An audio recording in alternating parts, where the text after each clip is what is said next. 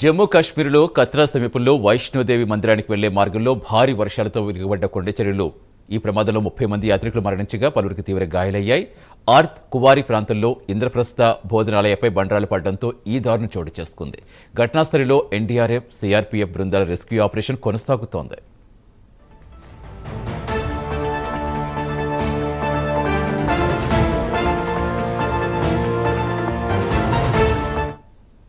పూర్తి వివరాలు ఇచ్చేందుకు మా నేషనల్ బ్యూరో చీఫ్ కళ జాయిన్ అవుతున్నారు. కళ, నిజంగా చాలా విషాదకరం. పండగ పూట ఇలాంటి వార్తలు రావటం అసలు ఏం జరుగుతుంది అనుకోవాలి. నిన్న వైష్ణోదేవి యాత్రకు సంబంధించి చాలా ఆంక్షలు పెట్టారని చెప్పారు. బట్ సడన్గా 30 మందికి పైగా చనిపోవడం చిన్న విషయం కాదు. ప్రస్తుతం ఎలా ఉంది అక్కడ పరిస్థితి? సతీష్, దాదాపు ప్రకృతి వినయఖండం ఉత్తర భారతాన్ని అతలాకుతలం చేస్తుందని చెప్పవచ్చు. ఒకవైపు అన్ని రాష్ట్రాలు, హిమాచల్ ప్రదేశ్ అనుకోవచ్చు, పంజాబ్, తర్వాత మనకు రాజస్థాన్, ఇటు కులు మనాలి, ఉత్తరాఖండ్, ఈ ప్రాంతాలంతా కూడా భారీ వర్షాలు ఒకవైపు ఉంది. కానీ నిన్న మధ్యాహ్నం నుంచి కూడా జమ్మూ కట్రా సమీపంలో వైష్ణోదేవి యాత్ర జరిగేటటువంటి ఏదైతే మనకు కట్రా నుంచి వైష్ణో యాత్రకి వెళ్ళడానికి దాదాపు 15 కిలోమీటర్ల డిస్టెన్స్ ఉంటుంది. అందులో ఒకటే మార్గం ఉంటుంది, అంటే ఒక దారి ఉంటుంది. ఆ దారి గుండా మాత్రమే కొన్ని గంటలు మాత్రమే వెహికల్స్ కి పర్మిషన్స్ ఉంటుంది. ఒకవైపు భారీ వర్షాలు పడుతుంది, మరొక వైపు కొంతమంది, ఎందుకనంటే మనకి ఇప్పుడు వీకెండ్స్ వచ్చేసరికల్లా చాలా మంది యాత్రికులు కూడా పెరిగేటటువంటిది ఒకవైపు కనిపిస్తుంది. అంటే దర్శనీయ స్థలాలు అనుకోవచ్చు, లేకపోతే టూరిజం ప్లేసెస్ కి వెళ్తూ ఉంటారు. కానీ అలాంటి ప్లేసెస్ లోనే ఈ క్లౌడ్ బస్ ఏర్పడుతుంది. తర్వాత భారీ వర్షాలతోటి కొండ చర్యలు విరిగిపడి ఇలాంటి సంఘటనలు జరుగుతూ ఉన్నాయి.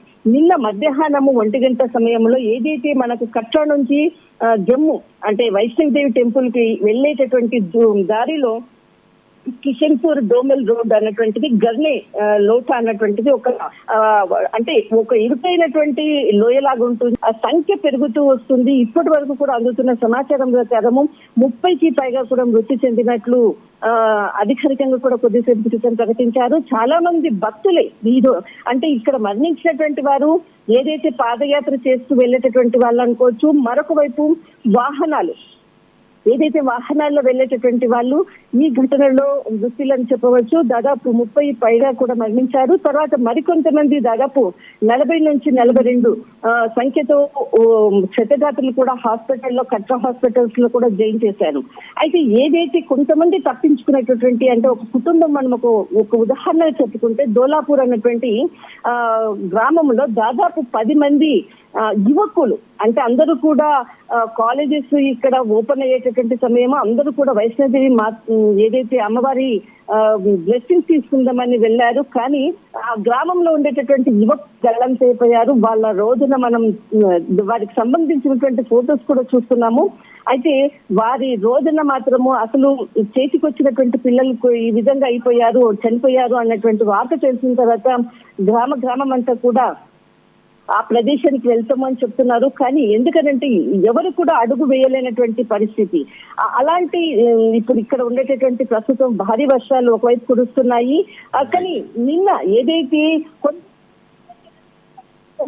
వెళ్దామో అని అనుకునే వారేసరికల్లా వెనుకాల మనకు తాని నది అన్నది చాలా ఉధృతంగా ప్రవహిస్తుంది. ఏదైతే కొండ చర్యలు విరిగి పడడంతో మనకి క్లౌడ్ బస్ట్ అన్నటువంటిది ఏదైతే మనకు జరిగినప్పుడు ఏదైతే పై నుంచి వచ్చేటటువంటి వాటర్ ఫ్లోయింగ్ ఎక్కువ కావడంతో తావి నది మొత్తం అంతా కూడా క్షణాల్లో ఇంగి పొర్లుతున్నటువంటిది. వెహికల్స్ దృశ్యాలను ఈ రోజు ఉదయం ఏదైతే కొన్ని పిక్స్ బయటికి వదలడం జరిగింది. అయితే నిజంగా ఇంత ప్రకృతి విలయతాండం జరుగుతుంది. మొత్తం అంతా కూడా రైళ్లని కూడా రాకపోకల్ని కూడా స్టాప్ చేశారు. దాదాపు నిన్న 9 రైళ్లను స్టాప్ చేశారు. ఈ రోజు 27 సంబంధించినటువంటి 27కు పైగా రైళ్లను కూడా రద్దు చేస్తున్నారు అన్నటువంటిది అధికారికంగా కూడా ప్రకటించడం జరిగింది. మరి తర్వాత ఇండియన్ ఎయిర్లైన్స్ కి సంబంధించినది కూడా కొద్దిసేపటి క్రితం ఏదైతే ఇక్కడ నుంచి మనకు జమ్మూ తవి అనుకోవచ్చు, లడక్ మాత్రము దీనికి సంబంధించినటువంటి వెదర్ సరిగా లేకపోవడంతో కొంత ఆలస్యం అయ్యేటటువంటి సలహా అంటే ఇక్కడ లేట్ అయ్యేటటువంటి అవకాశం ఉంది అన్నది కూడా ఒక కీలకమైనటువంటి అప్డేట్ ని కూడా ప్రకటించింది. ఇలాంటి ప్రస్తుతం ఉన్నటువంటి పరిస్థితుల్లో వైష్ణోదేవి యాత్రను నిన్నటి నుంచి కూడా నిలుపుదల చేశారు. కానీ మృతుల సంఖ్య మాత్రం గంటకు పెరుగుతూ ఉంది. సతీష్, థ్యాంక్ యూ కళ.